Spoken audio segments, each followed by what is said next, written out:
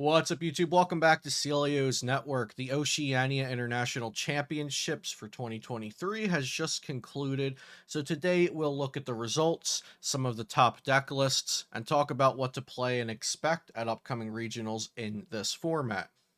As you can see here on the screen, this is the day 2 or the top 64 meta pie chart. I do have a little asterisk up there because we don't know what 64th place played, so technically this is the top 63 pie chart. There were over 500 players in day 1. Uh, Limitless, Pokemon themselves, and PTCG stats all reported different numbers, so I went with 528. It was around that amount.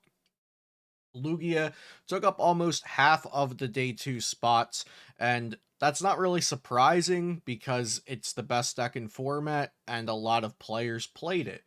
It was good for getting safe points, but it was also good for trying to win the event, and those kinds of decks don't come around too often. So, not really a surprise to see Lugia being that successful because it was played a lot. Lost Zone boxes were 19% of day 2. Mew VMAX 9% of day 2, Regis and Control both 6% of day 2, Vikavolt 4%, Hisui and Gujar 3%, and Arceus, Dex, and Articuno both had one showing in day 2 each at a 1.59%. This was the deck usage for day 1, but we don't have the complete meta share for day 1 yet. This was shared on the official stream. There were roughly 30% of day 1 was Lugia VSTAR, roughly 20% of day 1 was Lost Zone Box, 16% Mew VMAX, 5% Regis, 5% Arceus Duraludon, and then from there was 5.7% decks listed as other, so they weren't given an archetype, and then there were also 20% of other archetypes, just lower percentages than these. So this is a little confusing. Really just look at the top few decks to get a feel for how many people were playing these in the field of day 1 and to see how many of those made it into day 2. And this, of course, was the top 8 of the event. 1 Mew VMAX, 4 Lugia V-Star, 2 Lost Zone Box, and 1 Regigigas, with Rig and Retzloff placing second with Lugia, and Azul eventually becoming the winner with the Lost Zone Box. Before we get into the deck lists, please remember to check out my sponsors using that Dragon Shield affiliate link whenever you are shopping for Dragon Shield sleeves. Really helps support my channel, as well as using code CELIO for 5% off at PotownStore.com for all of your PTCGO and PTCG Live needs. PokemonCard.io is a great Pokemon TCG database and deck building website, as well as they have news and forums for the community. And last but not least, Beast Coast Pokemon, a collaborative Pokemon YouTube channel under the esports org Beast Coast. Go subscribe there. We'll have some great new content coming soon, as well as subscribe to this channel for a bunch of Pokemon TCG content. Now let's look at the best performing deck lists from each archetype in the top 64. There was only one Articuno deck. This is similar to Charlie Lockyer's top 8 Articuno deck from Toronto Regionals, utilizing the Radiant Alakazam's Spoon's ability to move damage around and keep locking a Pokemon in the active with Articuno's Wild Freeze's Paralyze effect. Also, Ice Cube's Block Face to completely wall out basic only decks, Drapion V to help against Mew VMAX as well, and Crabominable, which can just blow up big threats because it has a huge multiplier on its damage output. Only one Arceus Duraludon deck in day 2 as well, and this was piloted by Mia Fountain to 25th place, so top 32 finish, not too bad. We see a split of 3 Lost City and 1 Temple of Sinnoh for the stadium choices, 2 Big Power Cell with 0 Big Charm and 0 Choice Belt. Using that single strike mustard to cheat out a Duraludon VMAX easily, some hyper potions as the healing in this deck. No Crystal Cave, no Charon's Care, no other additional healing here. Hisuian Gudra VSTAR, heavily influenced by Stefan Ivanov's list, except this player, Yuki Kawahito, played a 3-4 line of Gudra VSTAR as opposed to the typical 3-3 or 2-3 lines, as well as playing 4 Temple of Sinnoh and swapping out those Roxannes for Marnies. Vikavolt was piloted to top 16 by Cameron Shinoy, using the typical 2 Vikavolt with the Mysterious Tail Mew to help with the early turn consistency, as well as using it throughout the mid and late game sometimes. Using 2 Raikou V here, as opposed to playing 1 Raikou V and 1 Ditto V. That Ditto V was cut because Cameron chose to play 2 Path to the Peaks. So typically, Ditto V would be used here to swap out for a V Pokemon in the discard pile, but since Cameron chose to play Path to the Peaks, that would be risky because you could be shutting off your own Ditto V when you want to use Path to the Peak. So 2 Raikou Vs in here instead. Control placed 19th and 63rd with this list specifically. So the control strategy is to remove your opponent's resources and remove their win conditions, whether that's going to be switching cards, energies, or even just sticking an Ice Cube in the active and using Block Face that they can't knock out, or Miltank's Miracle Body that they can't knock out, or using Eldegoss V every turn to send up something and complete the loop, so to speak, sending Eldegoss V to the bottom of your deck every turn so you can't deck out once you've removed your opponent's resources, just waiting for them to deck out. Regis had a pretty good showing at this event. Rahul and Sam Chen both played this deck list to 4th and 9th place respectively. I like the inclusion of Boss's Orders plus Escape Rope, because that can deal with some things like Ice Cube and Flying Pikachu that otherwise you don't really have a way around with this deck.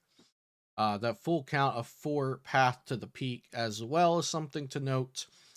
And yeah, other than that, I think Regis has been underrated. I said recently that I think Regis is a tier 1 deck that looks like a tier 2 deck.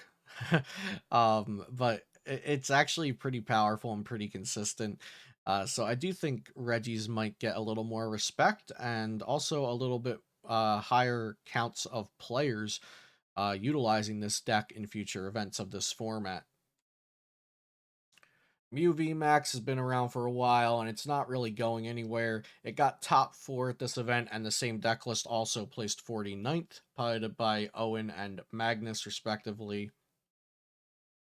They chose to play the Aerodactyl V-Star line because if you go first, bench Aerodactyl V against Lugia, on your second turn, you can evolve, use Ancient Star, and turn off their V powers, their Pokemon V's abilities. So if you use that Ancient Star, then Lugia V-Star won't be able to put their Archeopses into play unless they have a Canceling Cologne to turn off that Aerodactyl V-Star's new ability, or a Path to the Peak, or they can knock it out without putting Archeopses into play. So the Aerodactyl V-Star is something we've seen a little bit before, and it is pretty effective against Lugia V-Star if you win the coin flip. And we have 2 different Lost Zone box decks I wanted to show. So this one was pretty unique, piloted by Jamie Franklin to 18th place, using the Rayquaza Amazing Rare and Raikou, but also a 1/1 line of Giratina V-Star. This is for multiple things, because Giratina V has that shred attack that can swing through Ice Cubes and Flying Pikachus, while Giratina V-Star can do 280 damage or just instantly knock out the defending Pokemon. So it looks like it didn't hurt their consistency too much. They were still able to get a really good placement with the deck, adding in that 1/1 Giratina V-Star line. And of course, this is the list that Azul GG piloted to win the whole event. Also piloted the top 64 finishes by Grant Manley and Ryan Antonucci, using the Dragonite V, Zeraora, Snorlax, Cramorant, Sableye, Radiant Greninja, and Drapion V as his myriad of toolbox attackers for different situations and different matchups. Using that Sky Seal Stone, really good against Mew VMAX because you can take 4 prizes with the Sky Seal on Drapion V. And I'm sure he was able to utilize, or all these players were able to utilize the Sky Seal Stone with Dragonite V at some point in some matchups. I do think that this deck is a little shaky versus a good Lugia player that plays Dunsparce. But Azul was able to go 13, 2, and 2 to win the whole event, defeating Reagan Retzloff on Lugia in the finals. So I do think I do think we'll have people copycatting this deck list. And we'll have to see if people continue to omit the Kyogre, which Azul's group were pretty adamant on for multiple events, playing Kyogre in their Lost Zone box decks. And of course, we have Lugia VSTAR, which finished in second place as the highest placement. Reagan and John both played this list. Reagan, of course, getting second, and John Ang at 59th place. So, two pretty different finishes, but both respectable day 2 finishes at an international championships. And of course, Reagan walked away as the runner up of the whole event. Notably, they're not playing Dunsparce in this list, but they are playing Birdkeeper. So those are some of the things that really change between Lugia list to Lugia list. Are you playing Irida and Cologne? Are you playing Dunsparce? Are you playing Birdkeeper? Also, they're opting to go for the thinner Lugia line with 3 Lugia V and 2 Lugia V Star. Some players really think you should go the full 4 Lugia V, 3 Lugia V Star, and some go to a middle ground of 3-3 or 4-2. Reagan showed off here that you can get by with just a 3-2 line of Lugia V-Star and do pretty well at a major event.